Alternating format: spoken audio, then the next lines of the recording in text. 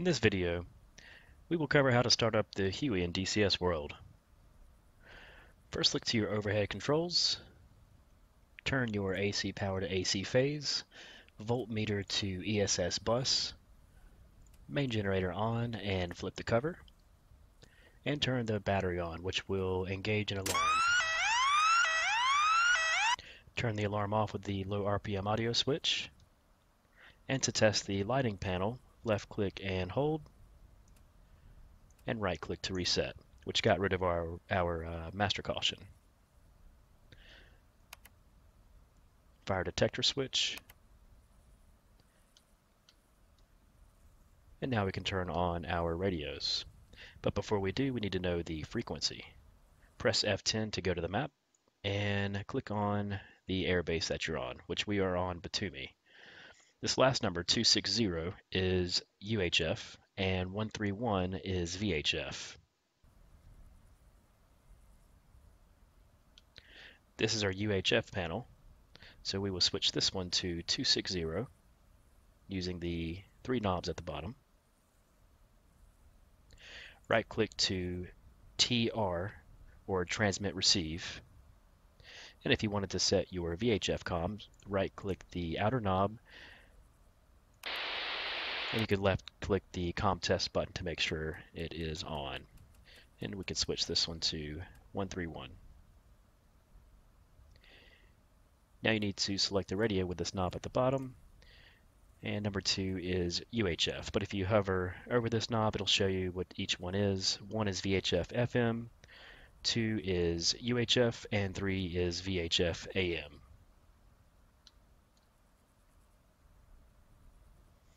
Now we can turn on our anti-collision light and our external lights to steady.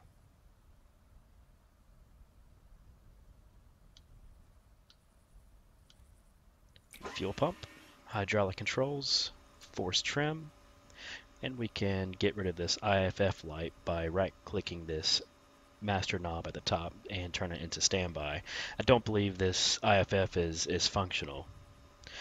While you're down here, before we start up the engine, double check your DC voltmeter. Right now it reads about, looks like 24.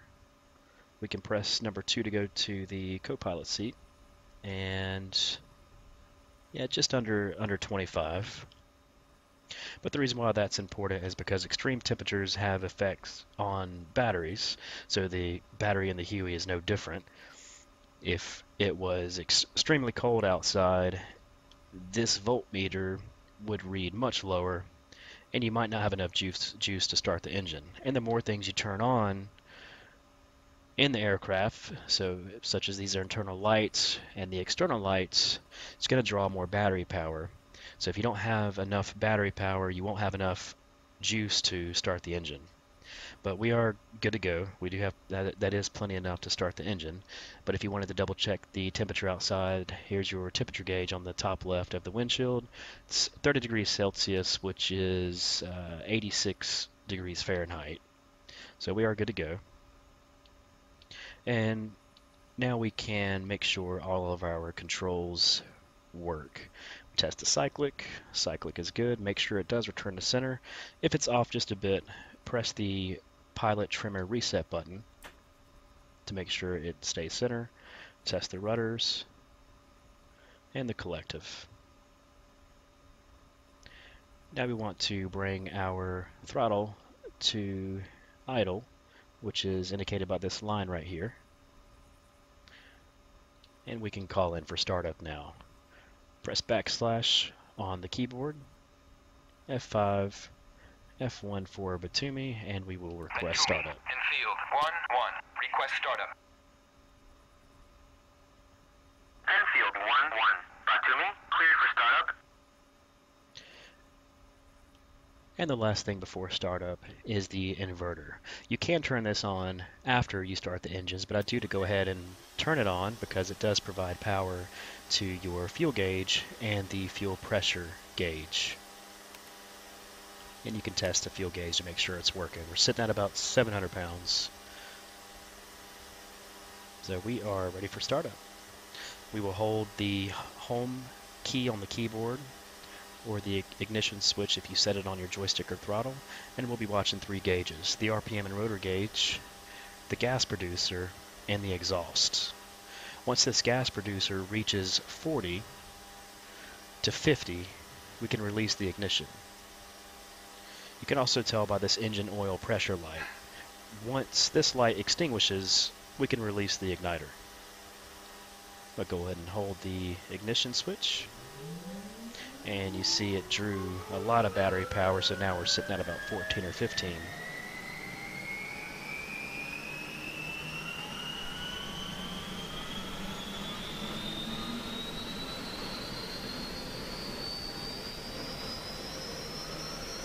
Rotor speed's climbing, gas producer's climbing.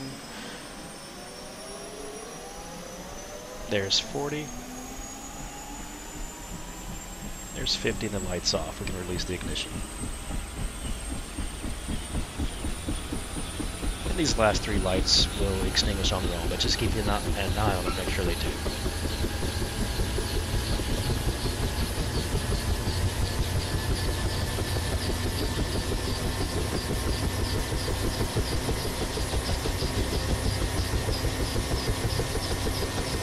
The lights are off. Press right Control C to shut the doors.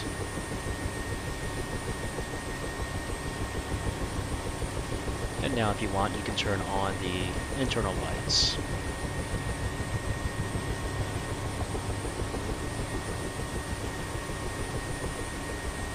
Now set your altimeter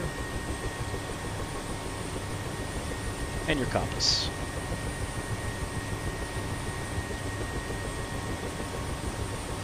You want this to match the compass on the right.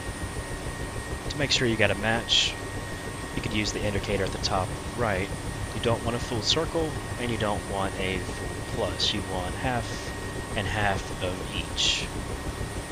And then you can double check the compass on the right to make sure it is accurate, which it is. We're good to go. Now we can turn on our radar altimeter, switch in the back. And to activate it, set your low altimeter gauge. We'll set it to 50.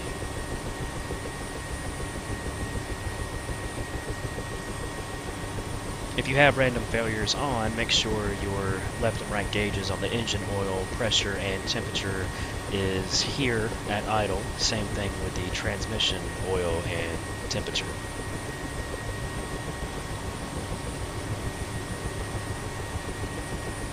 Now we're ready to increase the throttle to max. Just use your mouse scroll wheel, roll that bar all the way up.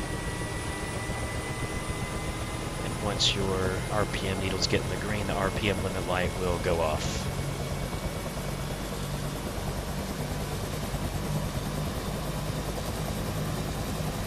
Okay, that is off. And if you notice, our engine oil pressure and transmission pressure gauges went up. And this is where they should be at max power.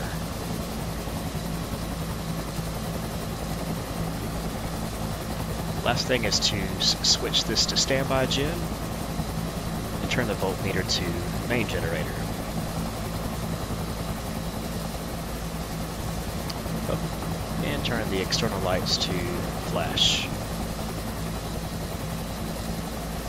And now we're all set.